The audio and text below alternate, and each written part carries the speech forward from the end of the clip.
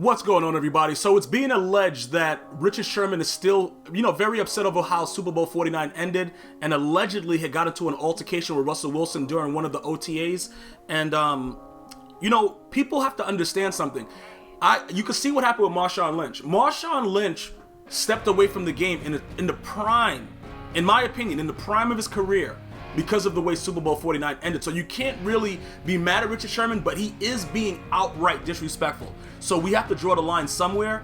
It's just that, Pete Carroll, the way he coaches them, he kind of welcomes this, but I don't think he welcomes the outright disrespect. So we have to look at it from Richard Sherman's point of view.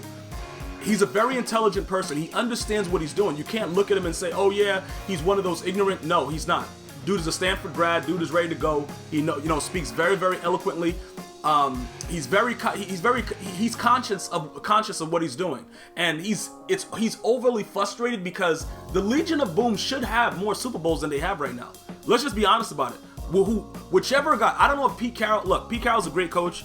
Obviously he coached for the Jets. He wasn't that good back then. He's done a lot of things. He's moved around, but I believe his fit is in Seattle. I don't know how you overcome this the same way I don't know how you overcome what happened to the Falcons. I don't even think the Falcons are making the playoffs this year. I'm going to be honest with you. That team might be doomed. When you allow Tom Brady to come back and do that kind of ridiculousness that just happened, you probably should. Listen, I don't know how you can be a part of that franchise right now. I don't know if they can break history and go back. You know what I'm saying? Because usually the loser of the Super Bowl doesn't even go back. There's some kind of stat about it or something like this. But let me just say this about Richard Sherman. I'm still mad for him. I'm still mad for the Seattle Seahawks fans, because that right there is one of the dumbest plays that anyone could ever possibly do. And it says a lot with ownership and their tolerance that Pete Carroll and the offensive coordinator are still there. Because look, I don't believe that you act on impulse, but if you wake up a week later and you still feel like the person that you have in charge is a complete idiot, which is how I feel still about them, you have to fire them. Because if that, listen, say a player audible to that without permission of the coach, no matter who the player was, unless you're talking about, vintage Tom Brady or maybe, Drew Brees or something right now, that player is probably going to get fired, but regardless, it's going to taint their legacy.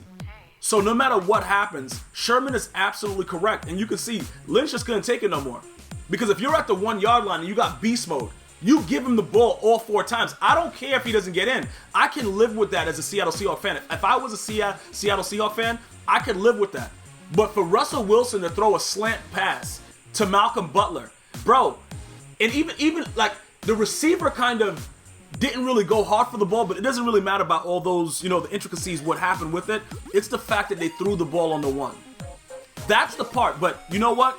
A lot of people benefited from it. Malcolm Butler made his name. Another athlete is going to be making a lot of money, stuff like that. So things happen and people benefit from it, and I understand that. But speaking from Richard Sherman's point of view, it's very, very difficult to accept that. That's what my major issue is with it. And I don't agree with the outright disrespect. I don't agree with that. I understand the frustration, and they still try to do the same dumb things. And it's just look, I wouldn't want to be in a situation right now.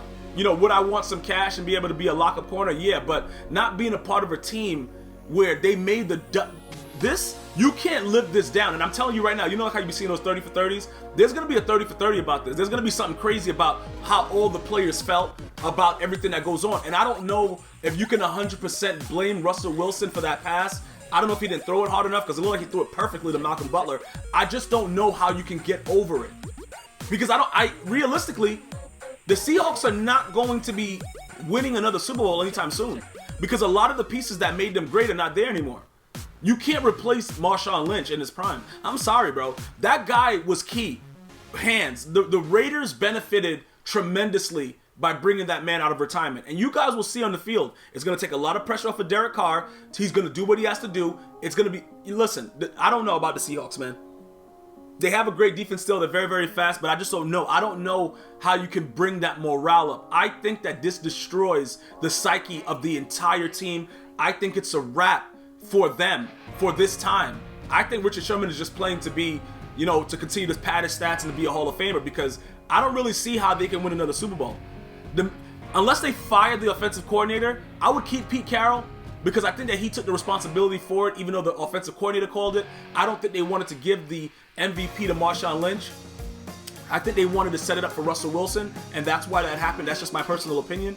But with those same guys there, because there has to be a lot of disdain in the locker room to know that those guys are responsible for them not having that ring, and they're still there. And for some reason, the Patriots just keep lucking out. You get this luck out, then you come back and beat the Falcons. Like, the Patriots, look, somebody made a deal with the devil, bruh. I'm gonna be honest with you with the Patriots. I'm not trying to hate on New England, bruh, but if you just look at the way that these things are happening, it's kind of weird that it only happens with the Patriots. And no matter what, you still come out on top if you're a Patriot fan. No matter what happens, even if they lose, you can still say, my team did this, my team did that. And it's always another team, you know, at the short end of the stick. So it is what it is. I don't agree with Richard Sherman the way he's acting with the outright disrespect, but I understand his frustration. And if this actually happens, he probably blamed Russell Wilson, because Russell Wilson's running around like everything is cool. You know what I'm saying? Like, bro, whatever, I'm banging Ciara, everything is cool.